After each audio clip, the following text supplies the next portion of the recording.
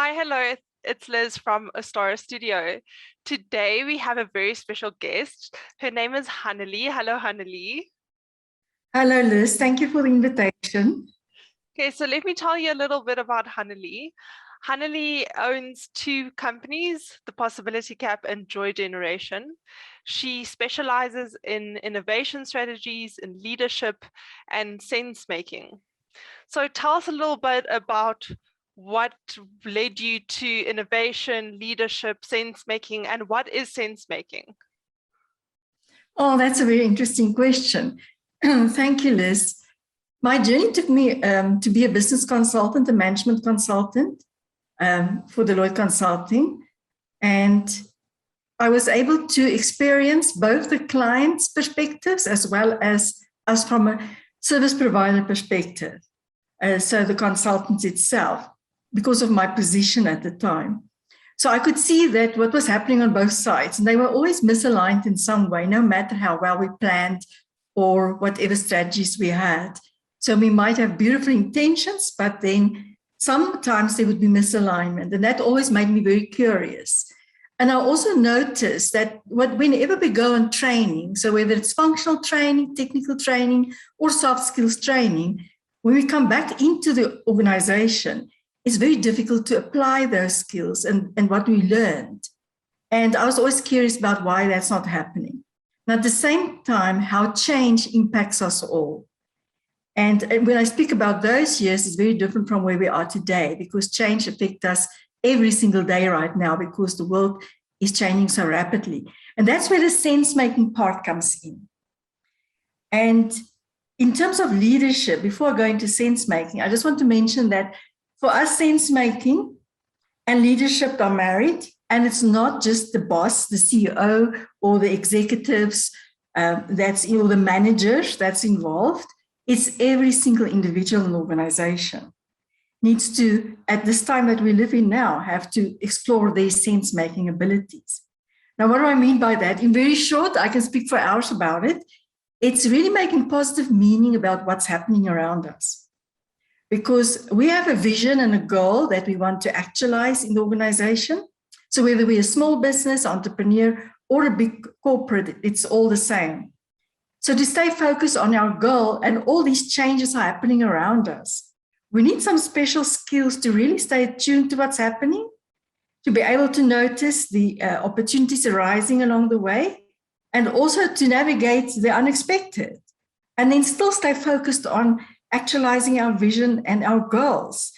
And we all are born with lots of senses. We have more than 37 senses, and we think we have 5.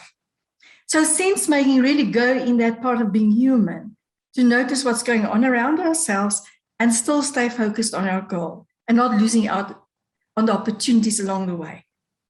Now that's in short. And then we always do something with this, always whatever we perceive and the information we gather in the process, whether it's individual, a group of a team, or the leadership, there's always the making part. And that's when we start to take aligned, synchronized action. And that today, in our virtual hybrid world, in the working space, makes it even more difficult how to do that. That we don't have these islands of people doing stuff and it's not coherent. So sense making to that as well, to pull it all together. And I'm assuming it would be very relevant right now where organizations, the people in the organizations are working remotely and separately, and almost hard to get them to work together. Am I understanding correctly? Yes, because our landscape changed. You know, before it was very internally focused. All organizations was very internally focused. What do I mean by that? We went to the office, even if we did work remotely, but we still had a base outside of our home environment. Now everything is built up, and we have all sorts of combinations of that happening around the world. For example, in South Africa, we are now on level 1, which means people can go to the office, but our partners, our collaborators, and other stakeholders might be in another country where they have a lockdown, like in Sydney, in Australia. Besides the time zone differences, the environment is very different, and it also impacts the chain. So our ability to deliver on what we promise our clients is impacted by this all. So it's not only us as individuals. So to create coherence and to put it all together, it's very different when it was 5 years ago or even 3 years ago. So now we really need to start sharpening these type of skills, and they are inborn. They're not alien to all of us. We never just had to use them before. And what is leadership's role in that? Well, it starts with self first. So each individual. To give you an example of how our lives transforms, we all know this, but to put it into context that we can see where the leadership part comes in. Let's go to the word leadership first. It comes from an English old word that means, it's called laet, which means navigating into the distant horizon. And that's very different from how we perceive leadership sometimes, like managing people or even, bringing them together. It's really to explore what is possible if we go to the base word, what it really means. But now what's happening now in the world, we all have to make decisions in a very different way, regardless of our position and role.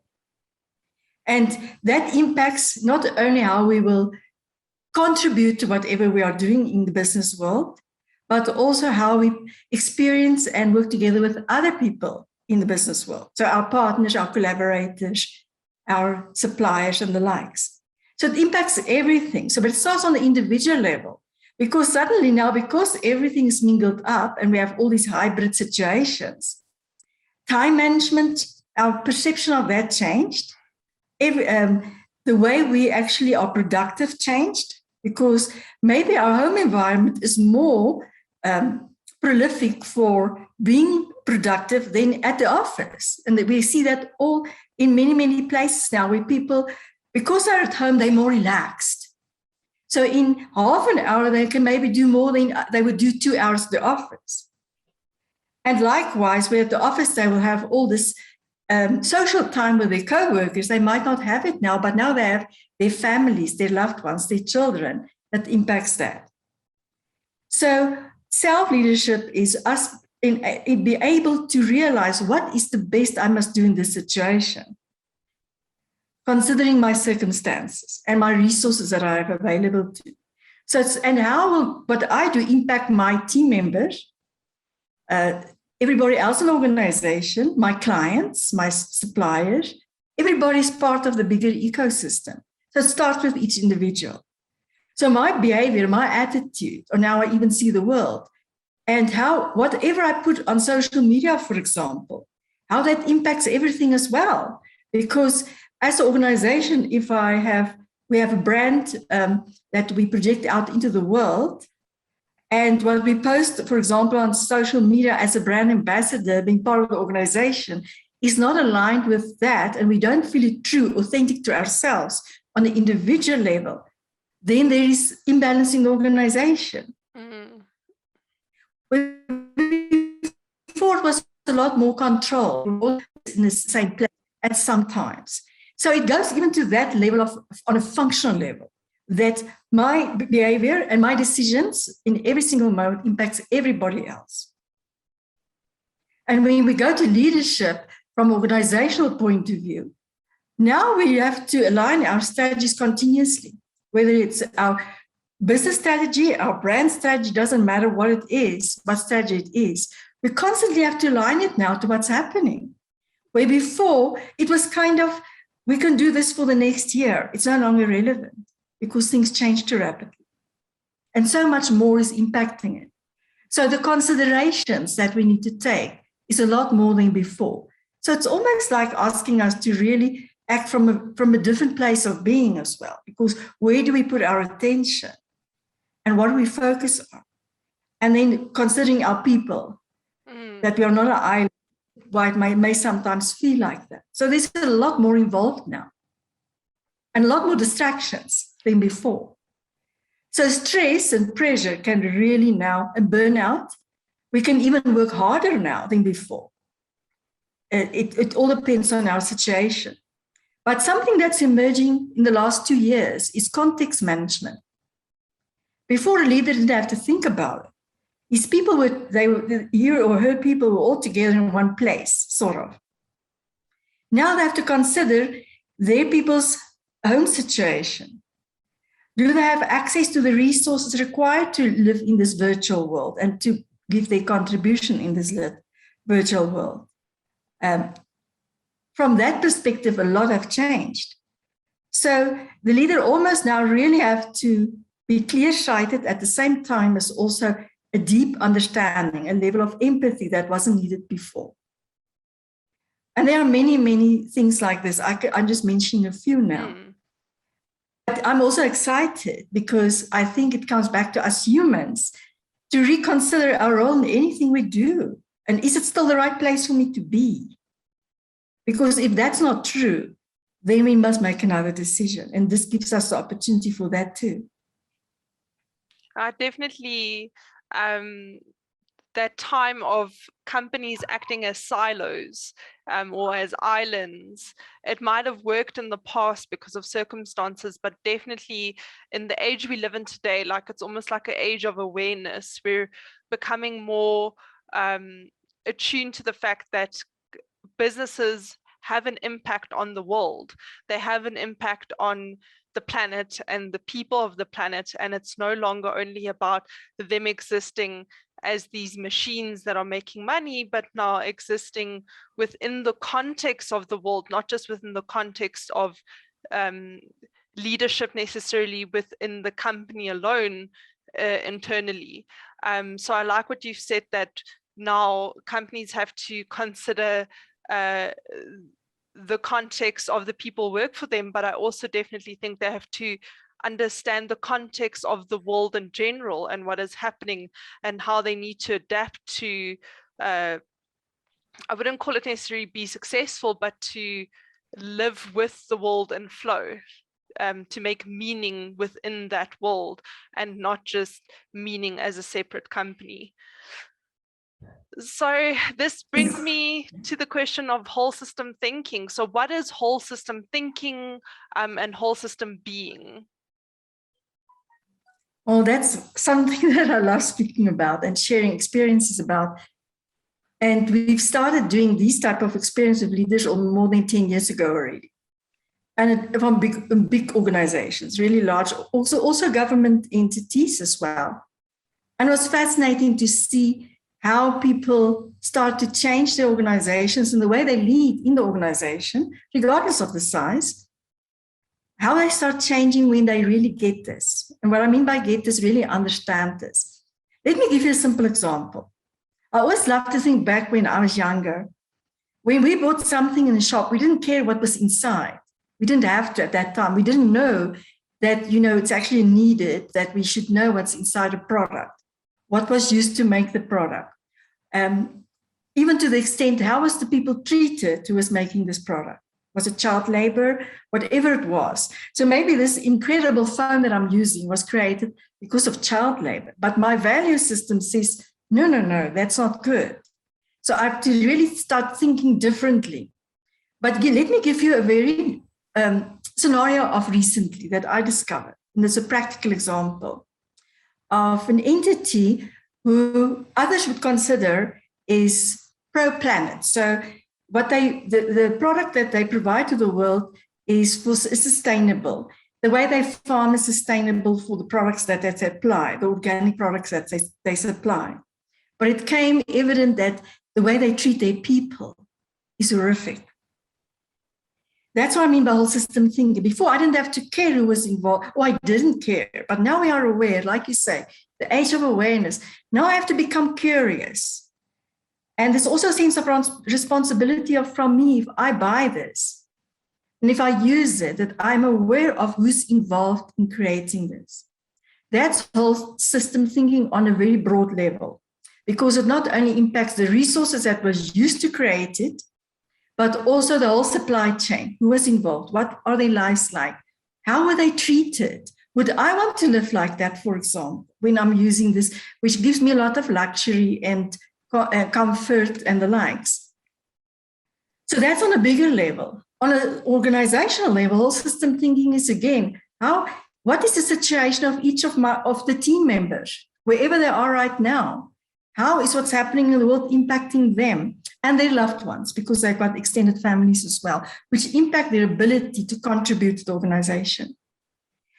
Another thing, let me give another functional example of whole system thinking. Just firstly in the organization, you had strategy, but we have people who are responsible for the strategy on a leadership level to direct the organization. Where are we going? Where are we moving towards from an overall perspective? You have HR, you have production, you have finance, sales and marketing, branding, all those different departments, silos, like you said before. Supply chain management couldn't care less before about branding, because why do they need? They just need to source the right products at the right time, that we can produce whatever we supply to the world. Suddenly we realize these two are not separate, they're linked. Because if they source a product that's not aligned with our brand strategy and our brand leadership, for example, we're in big trouble. Because then the way the world perceives us will be in misalignment. Because we start realizing, but we cannot do these things separately. Likewise, if we just focused on profit and we don't care about our impact on other human beings, creatures, and the planet, it will be misaligned with our brand message, depending on what that is. But that's on a very functional level. To say that we cannot operate anymore as silos. So whole system thinking is sort of extracting everything to a bigger level, to a higher level, to see what's going on in our organization. And we really need to start investigating, are these things aligned? Are each of these aspects of our business aligned with the message that we are sending into the world, our own vision and mission? And is it in coherence with what's happening around us in the world? Because something might be out of date, no longer relevant. So in the way something we do, it could be in a process. It doesn't necessarily have to be our products or our services or how we treat our people. It can go to a very detailed level where we can start exploring this. And that's where leadership now, really one of the most important, especially with AI, that can start taking over mundane activities, machine learning and the likes, that we now have to start learning on what is it that we have to do right now. And whole system thinking is one of the aspects that we need to consider more and more to be able to be adaptive, agile, responsive to what's happening and still be successful. I always like to use the example or specifically like putting in opposition towards this whole system thinking is that a lot of people always think that whole system thinking is about analyzing all the separate parts in the whole and trying to work on these separate parts. And this form of thinking, when you're thinking of an analysis specifically, almost leads to analysis paralysis, because you cannot take the separate element out of the whole, because then it's not the whole anymore. Like you need to think of things within that whole, how it influences one another. And I like the metaphor of a car, that in the car there's an engine, in the car there's the wheels, there's the steering wheel, there's the gearbox, and yes, they do exist separately, but a gearbox by itself, removed from the car doesn't work without the gearbox, and the gearbox almost has no purpose or meaning beyond the car itself. So they need each other in a way. It's that dual purpose towards bringing the car from point A to point B that makes whole system thinking special. And I think for too long with the silo thinking, if you had to separate the marketing and the branding and the business strategy and the HR and all of that, and you have to separate that, even if it's not even separate departments within a company, you start realizing, but it doesn't work because there's misalignment between these elements. And the whole idea is that there needs to be alignment. So within leadership, what can leaders do, the leadership of the company, or even if it's in terms of self-leadership of the individual within the individual stakeholder within the company, what can people do to assist whole system thinking? Yeah. Well, there's three things that comes up immediately. Stay curious. Continuously ask questions of my decision that I'm making right now, whatever I'm doing right now, how does that impact the bigger whole? And it can be first for myself, my own well-being. Am I overworking myself? Am I burnt out? Am I not feeling fulfilled in this role, even to that level? To be really honest, but to stay curious, but also how does this impact the organization, my team, the organization, then everybody else outside in the world. Stay curious. When we ask open questions, and it's not to get specific answers necessarily, but when we stay curious and we ask open questions, we open up to more. The next thing I would like to propose is stay open and aware of synchronicities. Let me give you an example. For example, if you're on Clubhouse today or you on Facebook, one of the social media platforms, and you hear somebody talking about something that relates to what you are doing in your organization or the dilemmas you currently have in your organization as a leader, for example, or as a team leader, or just as a contributor to the team, something that you're currently experiencing that doesn't feel so well, then something is off. Trust that offness and go and look for synchronicities. What do you hear out there in the world, what people are speaking about? It opens up different pathways for us to investigate. And then take the courage to go and look what is there. What can I learn from this? It might not seem relevant. Let me give you a practical example in terms of that. Say, for example, you are in sales.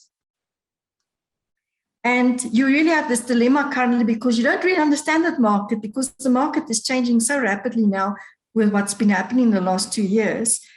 How can we really now reach our clients with, in a way that's not making us tired, that's practical, and that makes sense?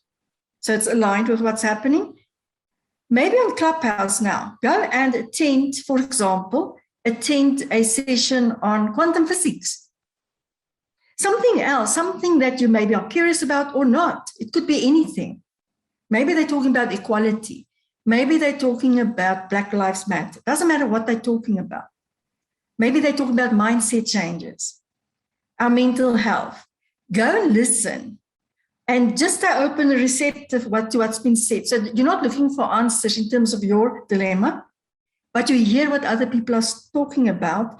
And then somebody says something about neuroscience and the way our brains work in a session that you are present to, and you realize, oh my goodness, this can help us in our organization in terms of sales. It might not make immediate sense straight away, but there's a link between them, between what they're saying and what you currently are experiencing as frustrated or as something that's troubling you in the organization. So look for synchronicities. The other thing is get out of your comfort zone. Go and explore other things that you are not necessarily interested in. There is definitely a link between what you're currently doing because everything is interconnected, although we might not be aware of it. So start exploring something that's completely out of your comfort zone and discover more, learn more. So curiosity, notice synchronicities, and get out of your comfort zone to learn. And you'll be able to start creating the dots, to connecting the dots, and you're going to expand your perception, and you're going to see that you're impacting other people's lives that you didn't even know you impacted before. So it's not only your own sense of self, but it's also what's the next step to take, especially if you're insecure or you feel uncertain, or what to do next, or where to lead your people to next. Mm-hmm. Those are three very, very simplistic things we can do every single day. And just to notice what's going on around us. Listen to what people are talking about. Just make a mental note of it. and realize, okay, but there's a connection here. So it helps in terms of whole system thinking to become very successful as well, because we explore paths that we wouldn't never have done it before, in terms of perhaps sharing our services or products with the world. Suddenly a whole new world opens up because of whole system thinking. There's a type of openness almost. Yeah. And just becoming aware and just notice and ask yourself questions. If you go for a walk, this is one that we love to share with people, especially leaders. If you go for a walk or a run, or you go and cycle on a weekend, notice what's happening around you.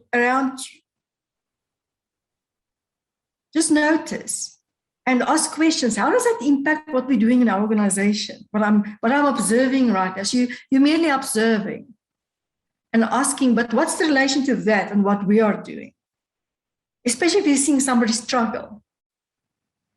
How can what we do assist humanity or that individual? Maybe you stand in the shop and you start really being curious about where do these products come from, who made it, who created, what was in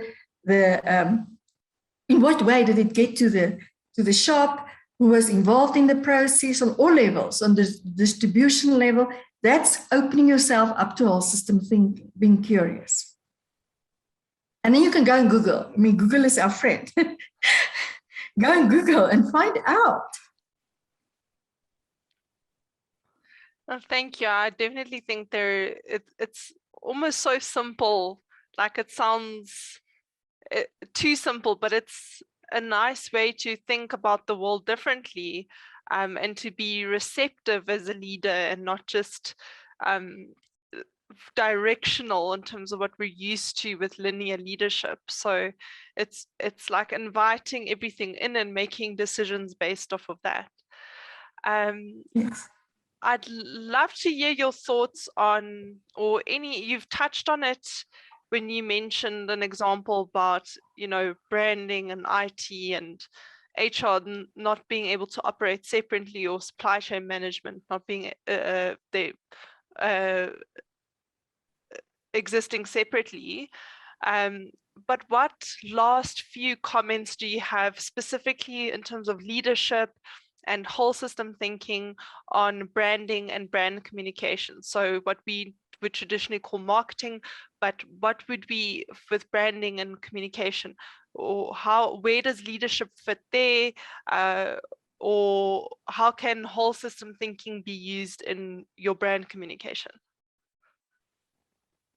I think in today's life, because these are these big expectations of the world for organizations and leaders to be more sustainable, to be contributing to a better planet, and for humanity all to thrive. So there's a lot of pressure around that currently.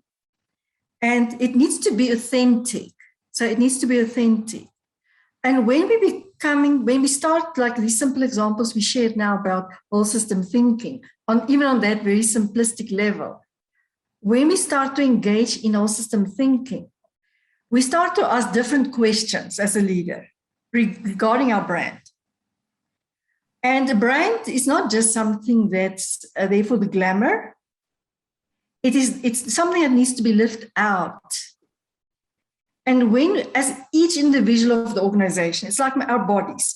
You used a beautiful example earlier of the car, but look at our bodies. We have trillions of cells, and each of them has a specific function, but they work together in perfect harmony if we are healthy. And that's how organization is working as well. Even if we're an entrepreneur, we're still part of a bigger ecosystem. We are not a little island that operate on our own. So in terms of branding, it's to see the bigger body. And that each single cell needs to behave. So everybody needs to be aligned with whatever we are doing. And I want to go beyond the word brand ambassador, because brand leadership is each individual presencing what the organization as a whole, the whole body, is trying to share with the world. And I know that's not always easy, especially with being remote now, of living virtually in the organization. But whole system thinking actually brings it all together. That I'm not just the hand, I'm part of the whole body. And if I'm the hand, I'm an instrument of this body. Maybe I'm the voice of the organization. So the brand voice now must also filter through to my social media on a personal level. Because everything I say in the world, people notice it. So I cannot see myself as separate anymore. And that's where the coherence part comes in on a team level and on an employee level, even more right now, why it's more important. That everything we say and share with the world, that we have to think twice. We have to regulate ourselves and to start thinking as the whole system. Is it what I'm sharing right now? Is it beneficial? Firstly, for my own well-being, starting with me, and then year, near, far, and beyond. Is it aligned? And then to always think back, to ask myself, critical thinking, is this aligned with what we're trying to share with the world? How am I acting right now and how I'm behaving right now? So it is a lot of self-leadership required there, but whole system thinking helps us to bring it more in alignment. And then to also often, as a leader, to go back. We can't now have a strategy for a year and think we can execute that.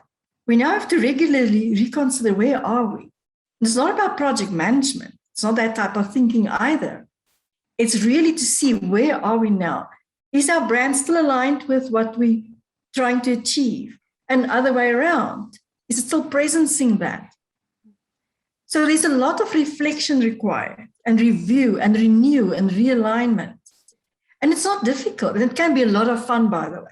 We make it sound very serious, but it's not. And the brand presencing part is where we really can go to town. Brand presencing. And to play with it, to see what is it we can do differently, that we can bring all these different aspects of our bigger body as an organization to work together in harmony. They don't have to be the same, but they have to work together in harmony. I have a question. What happens in an organization, because not all organizations are obviously 100% healthy. What happens in an organization where maybe the leadership has this goal of whole system thinking, looking to the context, trying to create a nourishing and nurturing environment for the people working within the organization, the internal stakeholders, so that they have a sense of self-leadership and feel like they're part of this whole. What happens if the internal stakeholders do not feel that way? Like, what can, specifically in terms of marketing and branding, what can they do as leaders to make sure that the brand voice comes through, and that maybe even the internal stakeholders feel like they want to share about the organization they work for on social media, for instance? I love this question. There are many ways to do this, but one that we've been seeing really works very well. And it's not only pertaining to branding, it's any part of the organization that like human resources, people's well-being, are they overworked, burnt out? Doesn't matter what part of the engagement, employee engagement, doesn't matter what it is, what level, even to what level it goes. But when you have a weekly or a bi-weekly salon, for example, we call it sensing learning journeys. So it's a sense-making journey. There is no specific outcome. Like, usually you would have for a strategic session, you're looking for an outcome, you're working towards an outcome. This is a different way of thinking. We're simply coming together in a very congenial way over lunch. And it can be virtual. So everybody's sitting there on Zoom or whatever platform you are using. You're having a salon. And then you have a topic that's not related to any functional or technical aspect of the organization. So it's not related to your role or your position or even your job description. It goes beyond that. So it's not related to that at all. It's a general thing that we're all experiencing right now. That's important to everybody. So it could be a very fun thing, and that works mostly the best. The more fun you make it, and the less result-based you make it, the more people will contribute and participate. And it also creates that sense of togetherness in this very virtual world, and it adds to our virtual literacy at the moment, and also our awareness literacy. And it adds to that. So you choose a topic, and you ask people to also share topics that you can use every week or every second week, even if you do it once a month. And whether you do it physically or online, it doesn't matter. And you get to play, and people get to share. They can go and do some research on the topic. So you give them in advance the topic. They can share poems, videos, excerpts of books, whatever they come across, their own ideas. They can share whatever comes up. And it's usually best that to have an external facilitator. Why? Because then you don't have the hierarchy of leadership, managers, and the other people. I like that. And the likes.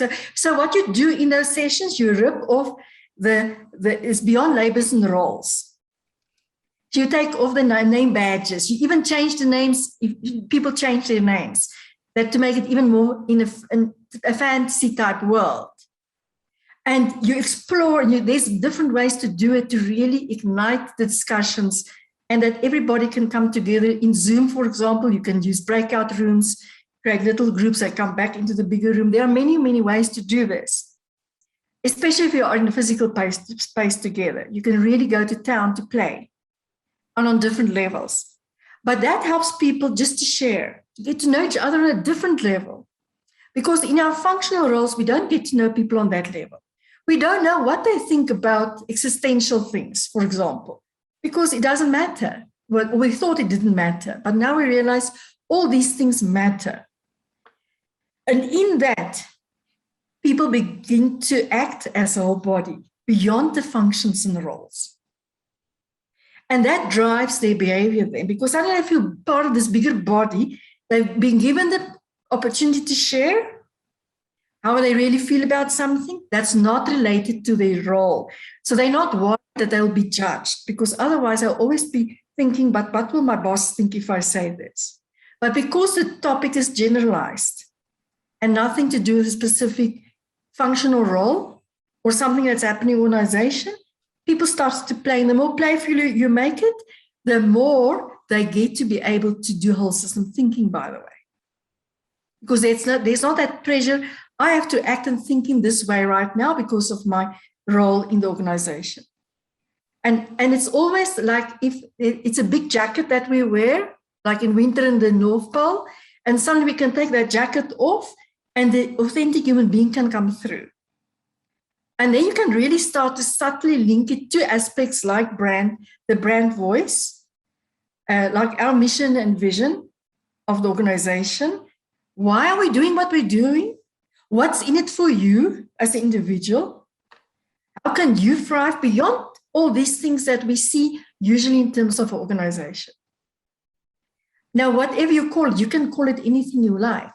But those type of experiences bring people together. It takes them out of a mindset as well. And they realize that at the end of the day, we all want the same. We all want to be happy, regardless of what we do and why we do it. So whatever drives us, it doesn't matter. And that brings people together in a magical way. And with role play, you can now link it. What we love to do is we use role play as part of the process for people to now present their brand, but in an archetype, in an archetypal way. So they don't feel that they have to prove something, or that somebody will feel badly about them if they say something or do something. And when people start to play like this, it's like magic. They become this body. They become this body. And then at the end, you can always bring it back to practical ideas of how it's linked to their specific role and the contribution that they bring. I can talk for hours about this. I get that, yes. It's amazing to see your passion about it. That's great. Thank you for sharing. I definitely like the idea of running salons and creating a space as a leader for the internal stakeholders to almost be themselves and embrace their own type of self-awareness and self-leadership that's almost separate from the organization, but allows them to feel their sense of purpose within the organization itself, and through that be able to have some form of brand presencing that's individualistic but systemic for the organization and for the brand. So to wrap up, I want to say thank you very much for sharing these very interesting ideas. I really, really like the way if all organizations can start doing this, I think the world will be a much better place. So thank you so much for sharing. Do you have any other comments that you'd like to leave for the audience? Any last minute thoughts or a story you want to share before we wrap up? The story I would like to share, thank you, Liz, is thank you for the invitation again. I not love speaking about it, I also love sharing experiences where people can really experience this on many different levels. But there's a story that comes to mind as you were saying that, is the one of the big animals and the small animals playing rugby, football, for those of other parts of the world. And you would say, but such a game is nonsensical because the big animals will obviously win. But hang on. So the big animals and the small animals, the game starts. And lion dash off to his first try. Then zebra this way across the field. Then giraffe, kick over. And it just continues like this. And within like 5 minutes, almost it's 67-0, the score. And you can imagine the small animal's coach, his heart goes to his toes and what's he going to do? And the game continues. And at halftime, he decides to bring in a motivational speaker to his team in the locker room. And the inspirational guy psychs them up and they go back onto the field, small animals. And suddenly, there's a try for the small animals, and another one, and another one, and another one. But nobody can see who it is because they are so small in relation now to the bigger animals. And the coach says, no, time out. He asks for the ref whether he can take the team off the field. He needs to know what's going on. So he takes them back into the locker room. And he says, who did that? And Centipede sticks up his hand. His one arm. And he says, but where were you during the whole game? He says, sir, but I was strapping up my boots. Remember, it's a centipede.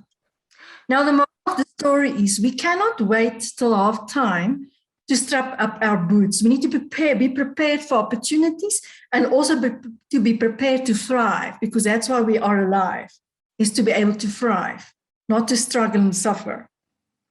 And that we also have to do this in alignment, because the centipede cannot move forward if one leg is going this way and the other one that way and the other one that way.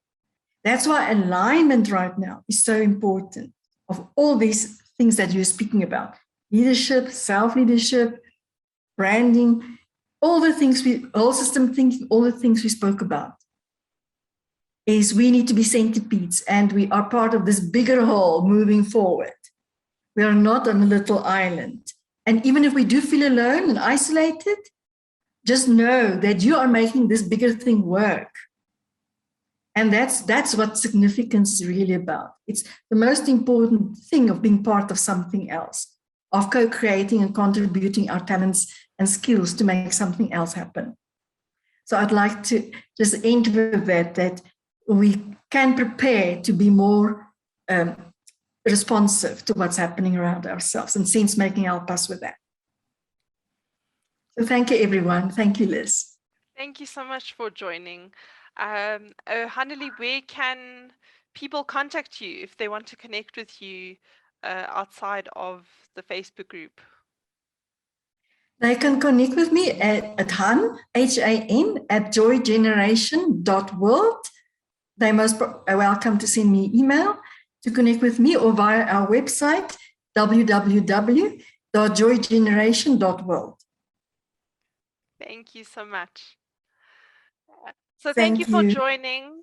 I hope you really enjoyed this interview in this new type of different format of Wednesday Wisdom. I'm excited to share more of these. If you'd like to also be part of this as a guest, you're welcome to email me at liz@ostarastudio.com, or you can DM me and send me your idea. What would you like to talk to the audience about? So have a lovely week further, and I'll see you next week for next week's Wednesday Wisdom. Bye. Bye bye, everyone.